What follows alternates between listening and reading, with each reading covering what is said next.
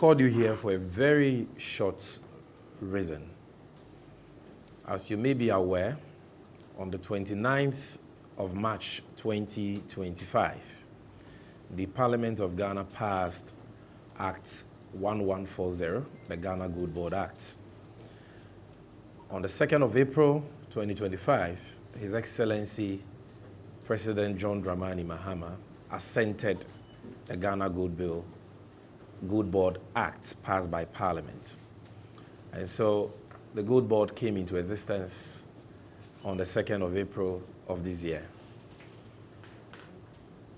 Consequently, we commenced work even ahead of the appointment of a board for the organization because of the tight timelines we've been given by the Ministry of Finance and His Excellency the President to see to the restructuring of the gold trading sector for the purpose of optimizing national benefits for the country.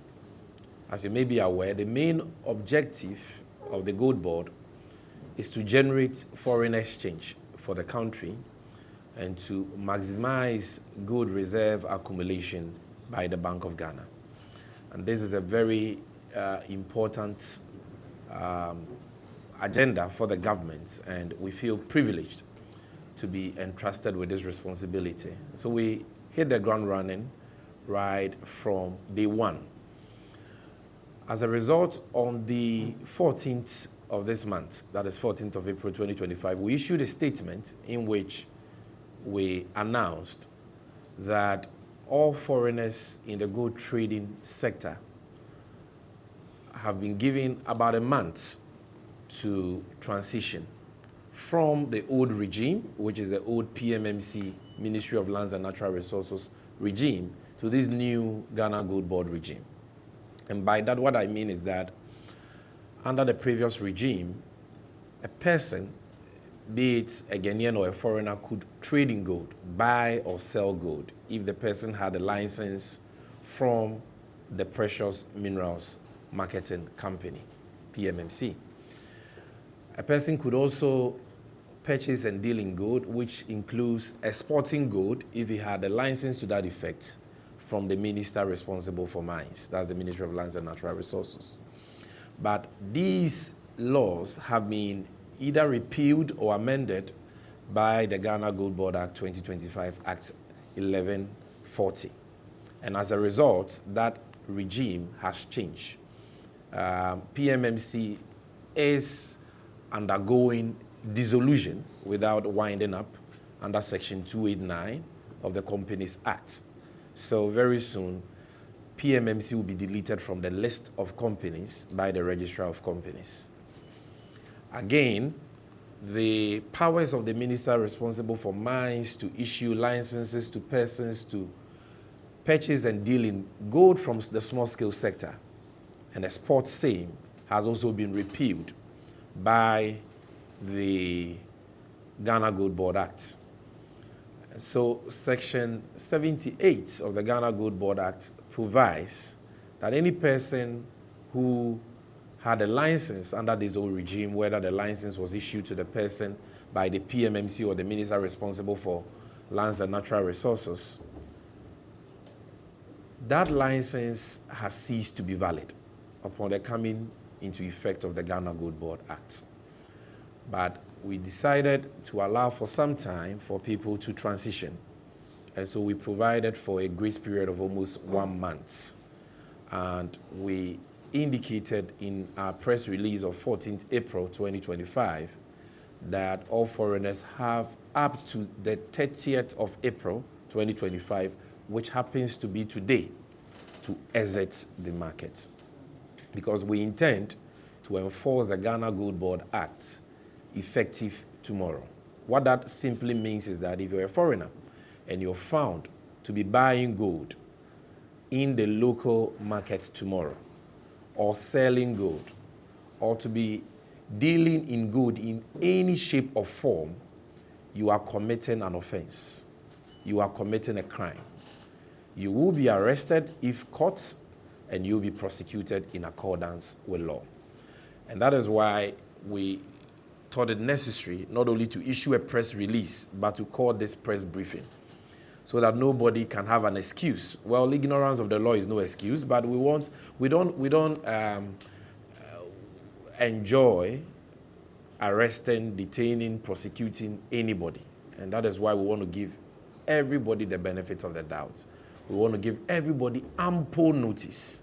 And so we are using this medium to remind all foreigners in the local gold trading sector that the deadline for them to exit the sector is today, 30th April 2025. And that from tomorrow going, it shall constitute a punishable criminal offense for a foreigner to buy or sell gold in the local gold trading sector. That is the first information we want to share with you.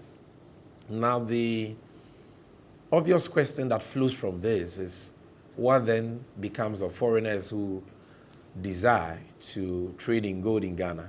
That, as I've already explained, is prohibited by the Ghana Goldbod Act. You cannot trade in gold locally, directly, okay?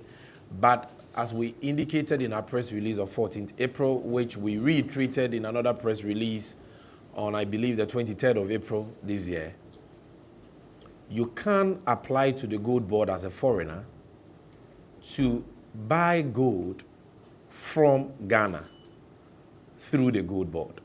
So foreigners are allowed to be off-takers. So don't get us wrong. We are not saying that foreigners cannot buy gold from Ghana. If you're a foreigner, you are allowed to buy gold from Ghana. But we are saying you can't go to Takwa or Pristia or Kumasi and set up an office and buy gold from miners or traders. No. Come to the government's representative, which is the Ghana Gold Board. Apply, negotiate, and buy the gold directly from us. And we will ship the gold to your country or wherever you want us to ship the gold to. Number two, foreigners can be off-takers or partners for Ghanaians who will be granted self-financing aggregator licenses. Now, if you look at the 4 categories of licenses we've published on our website, which we have said people can apply for, and by the way, to apply for any license from the Gold Board, you must be a Ghanaian. Now, to qualify to do that, you need to show that you have a minimum capital to buy at least 50 kg of gold, which in today's terms is approximately CD equivalent of $5 million.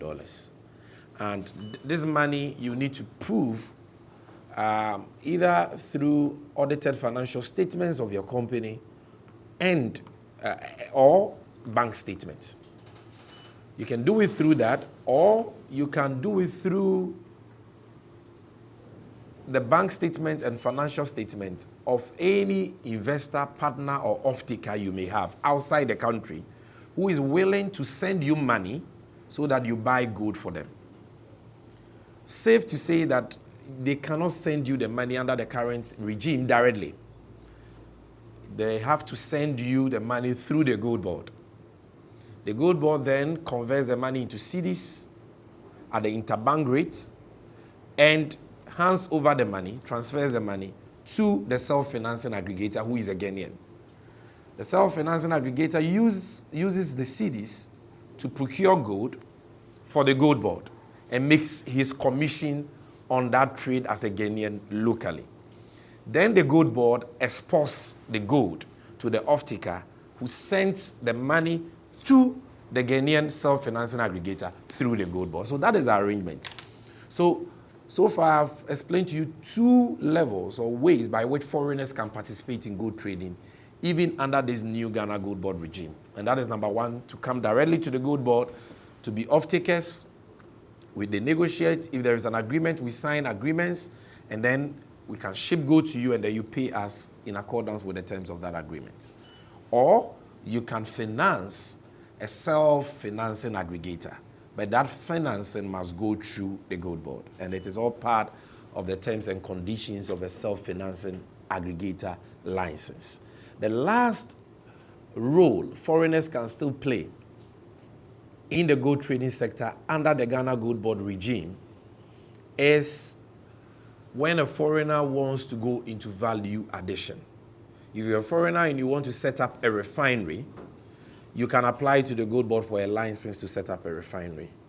If you're a foreigner and you want to set up a jewelry production company, you can apply for a license and we'll allow you to set up a jewelry manufacturing company. But the conditions of that license will require you at all times to buy gold directly from the Goldbod. So you cannot say that I have a jewelry production company, so I'm going to Takwa to buy gold, or I'm going to Obuasi to buy gold. You will come to Goldbod and say, I have this jewelry manufacturing company or refinery. I need 50 kg of gold every month to feed it. So you apply to the Goldbod, and every month we'll allocate you that gold at a certain price that you'll be paying. You will have to pay to the Goldbod. Because we know that a lot of foreigners who can no longer trade directly in the local markets will resort to value addition and say, we want to go into jewelry production. But our research over the years indicate that most of these so-called jewelry production companies only use that as a ruse to smuggle gold out of the country.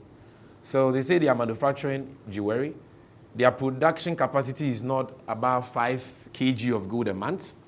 But you can see records of them buying 50 kg of gold. What do they use the gold for? Not for jewelry.